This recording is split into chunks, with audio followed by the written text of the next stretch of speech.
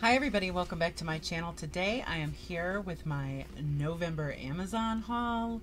Alright, the first book that I purchased is called Dear Amy, and this is by Helen Callahan. This book is about a columnist. Actually, Margot Lewis is her name. She is a teacher, but she also runs a column called Dear Amy. And one of her students, a 15-year-old girl, goes missing. And shortly thereafter, Margot receives a Dear Amy letter from a girl claiming to be abducted and needing rescue. So she verifies with the police that the girl was kidnapped or abducted prior. This isn't the one that's most recently gone missing. It is a different girl. And so the teacher sets out to try and find the missing girl who wrote the letter, and also Katie, her student that had disappeared. Next, I purchased a self-published book called Don't Let Me Die. This is by Alex Sinclair.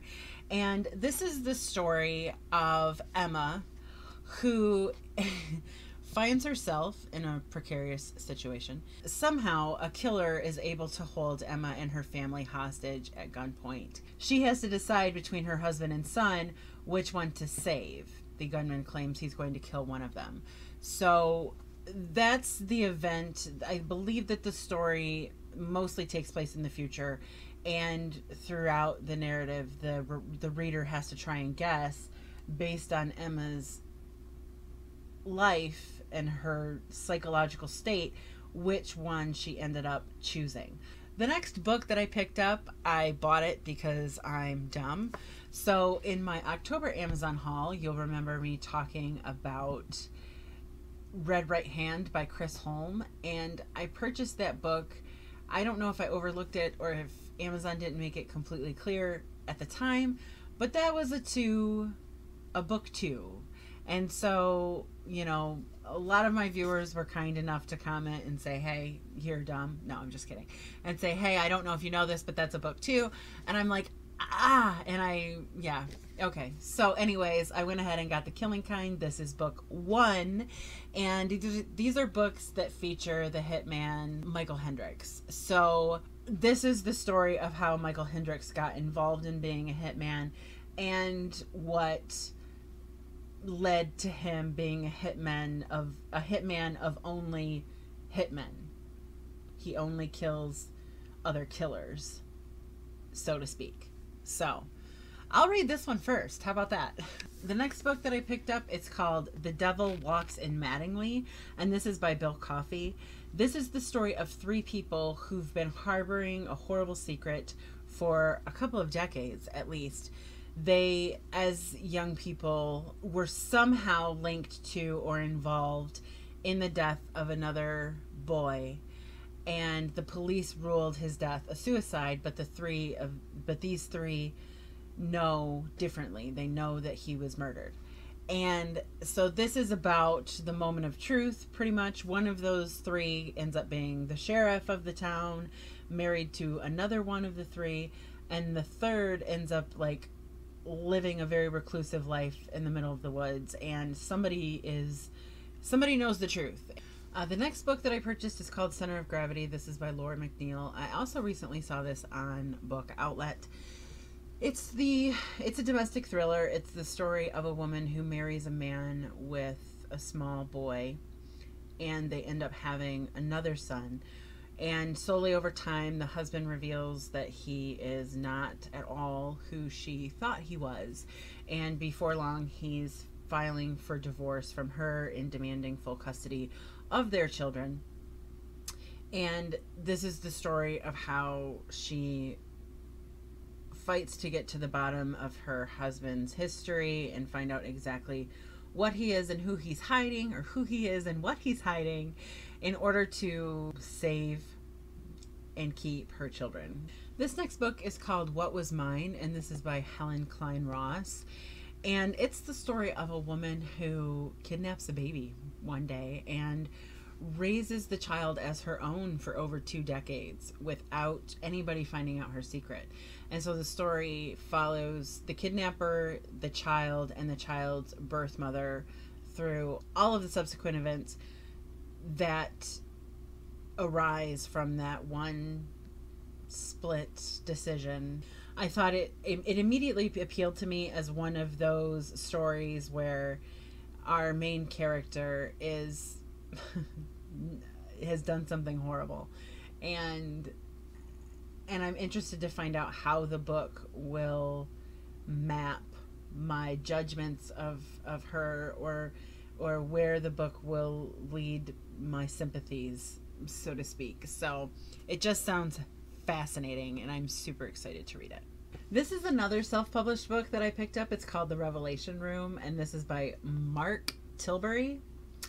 And if you haven't guessed by now, I have a bit of a thing for religious themed books, not from any specific belief perspective, but I just find people's devotion to whatever they believe to be really fascinating. And this is the story of Ben, who is the son of a private investigator, and his father was investigating the disappearance of a girl, and it led him to a religious cult. Unfortunately, the father is kidnapped and held captive by the religious cult, and so Ben must infiltrate the cult in order to save his father and find the missing girl. And there's the Revelation Room exists inside the compound, and there's some mystery surrounding what happens in there. But the cult is called the Sons and Daughters of Salvation. And so immediately, horror novel featuring religious extremists. I'm all over that. The next few books that I picked up are published by Amazon, and I have a sneaking suspicion that that's why they were offered at such an amazing price for like lightning deals or today's deals and such. The first one is called Nightfall, and this is by Stephen Leather. I'm not sure if this is going to end up being more of a supernatural thriller or a horror novel, but it follows a character called Jack Nightingale. He was a former police hostage negotiator turned private investigator, and what he learns is that his soul was sold at birth. It's about Jack having just a few weeks until his 33rd birthday, when the devil will come to claim his soul, finding out how this happened, if there's anything he can do to stop it, if he can find a way out. In the meantime, people around him or close to him begin to die, and the situation becomes fairly troublesome. It says, brooding intensity, unrelenting suspense, and surprising wit. So it sounds like I might have a pretty likable narrator on my hands in this Jack Nightingale. This next book is called The Sound of Rain, and this is by Greg Olson. And it's the story of a police detective who is pushed out of the force. It says a treacherous partner. So I believe that she's betrayed by her partner, whom she was also in an intimate relationship with. And since she struggled with addiction, her last case that she worked keeps calling to her, and she's drawn back in and actually given a chance to redeem herself as a homicide detective. So it sounded like a different take on a crime thriller, kind of, with what I'm hoping turns out to be a really strong female protagonist. So we'll see. This next book is called Days of Night. This is by Jonathan Stone. It's the story of a police detective who's investigating the first murder on the continent of Antarctica, trying to find the killer amongst 157 inhabitants of this particular station in Antarctica. And while this is happening, something cataclysmic happens to the world. And pretty much it sounds like these 157 people, plus our detective Joe, might be the last 158 people on Earth in Antarctica, where it's really cold and dark and stuff. This next book is called The Nightbird, and this is by Brian Freeman. This one sounds really interesting. Okay, so there are a string of seemingly random homicides in San Francisco, and I'm not sure if it's the perpetrators of the crimes or if it's the victims, but it says, okay, let me read this to you, because it's a little bit confusing, so I'm not sure. It says, homicide detective Frost Easton doesn't like coincidences. When a series of bizarre deaths rock San Francisco as seemingly random women suffer violent psychotic breaks, Frost looks for a connection that leads him to psychiatrist Francesca Stein. Frankie's controversial therapy helps people erase their most terrifying memories, and all the victims were her patients. So I don't know if the victims of the murders were her patients or the victims of the psychotic breaks were her patients. That's the part that I'm unclear about. As Frost and Frankie carry out their own investigations, the case becomes increasingly personal and dangerous.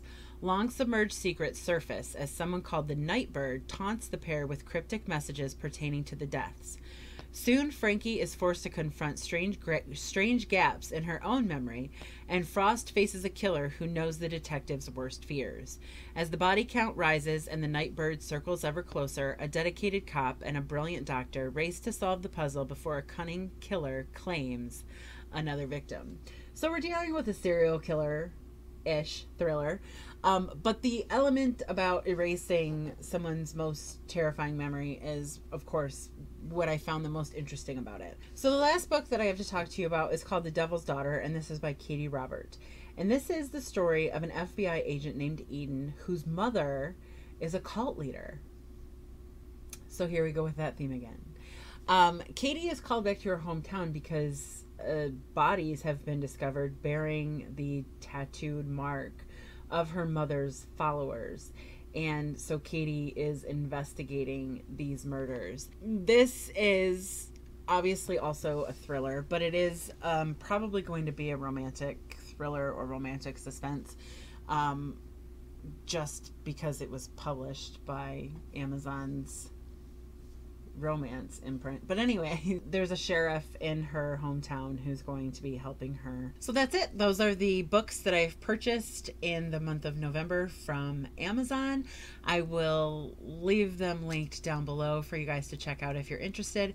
If you've heard of any of them or if you've read any of them, please by all means let me know what you think or thought in the comment section down below.